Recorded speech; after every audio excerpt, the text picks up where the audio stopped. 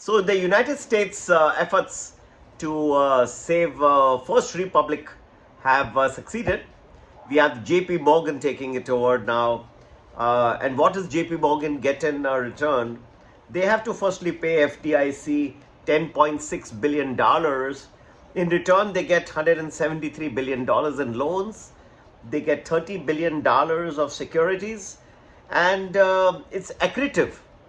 It's accretive for JP Morgan, so it should be doing well. That's why you see the shares of JP Morgan higher today. It's almost 3.5% last time I saw. Although they will still be having to incur certain restructuring costs.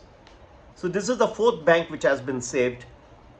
And naturally, people think that this is going to be the end. There'll be no more banking crisis, and even if there is some more shoe that does drop, yes, that will also be salvaged. Friends, I don't think this is a correct analysis. Markets sometimes do get over on account of oversold conditions. They manage to prop up and come back.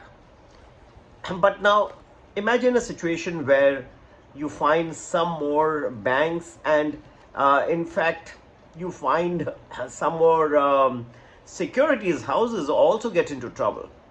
After all, interest rates are not yet down.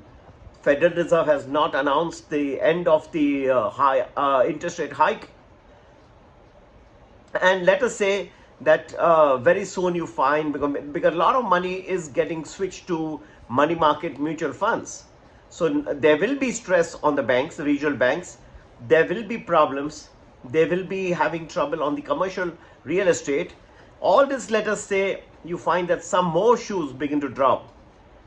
There will be a perception that this is probably endemic in the system. There's only so many banks that you can take over from one to another, a lot of give and take. If you find that the system, the malaise is now so deep and so ridden deep inside the system, you'll find it very difficult to circumvent each and every shoe that is going to drop.